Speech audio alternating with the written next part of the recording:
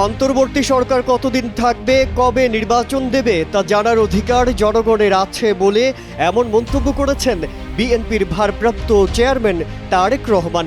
বলেন, নির্বাচনের রোডম্যাপ ঘোষণা করার মাধ্যমে অন্তর্বর্তী সরকারের স্বচ্ছতা আসবে।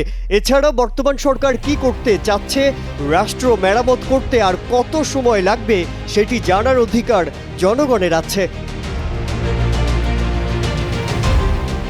রবিবার রাজধানীর ইঞ্জিনিয়ার্স ইনস্টিটিউশন মিলনায়তনে মহান বিজয় দিবস উপলক্ষে বাংলাদেশ জাতীয়তাবাদী দল আয়োজিত আলোচনা সভায় তিনি এসব কথা বলেছেন।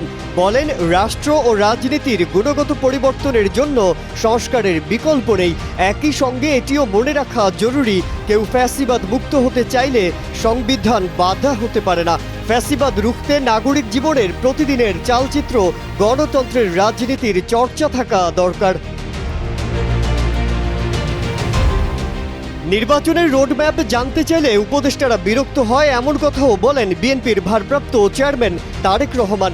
জানান, নির্বাচনে রোডম্যাপ ঘোষণার কথা শুনলে উপদেষ্টাদের চেহারায় অস্বস্তির ছাপ ফুটে ওঠে, যা জন আকাঙ্ক্ষা বিরোধী। সরকার তাদের কার্যক্রমের মাধ্যমে জনগণের কাছে যত বেশি স্বচ্ছ থাকবে, জনগণ তত বেশি সহযোগিতার হাত বাড়িয়ে দেবে। অন্তর্বর্তীকালীন সরকার নিজেদের সফলতা দেখতে চায় কিনা প্রশ্ন রেখে তারেক রহমান বলেন, জনগণ যথেষ্ট ধৈর্য ধরে আছে, কারণ তারা সরকারকে সফল দেখতে চায়।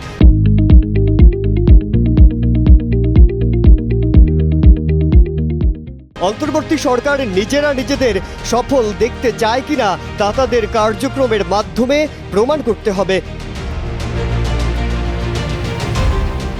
দ্রব্যমূল্যের ঊর্ধ্বগতি নিয়ে তারেক রহমান বলেন, দেশে নিত্য প্রয়োজনীয় দ্রব্যের দাম বৃদ্ধি জনগণের জীবনে চাপ তৈরি করেছে।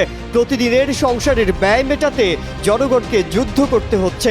জনজীবনের নিত্য দুর্ভোগ ও বাজার কন্ট্রোল না করে সংস্কারের নামে সময় সংক্ষেপ করে, তবে জনগণের কাছে সংস্কার আগে নাকি সংসার আগে, এই প্রশ্ন মুখ্য হয়ে উঠতে পারে।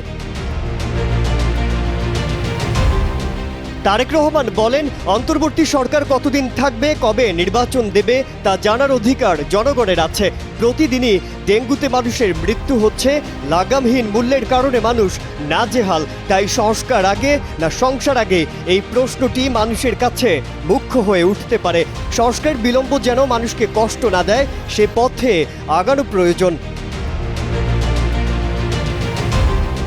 তিনি আরও বলেন, জবাবদিহিমূলক সংসদ কার্যকর থাকলে দেশে সুশাসন থাকবে।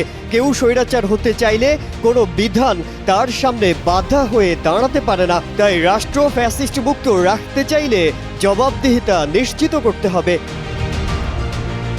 মাজহারুল আলম, কালের কণ্ঠ।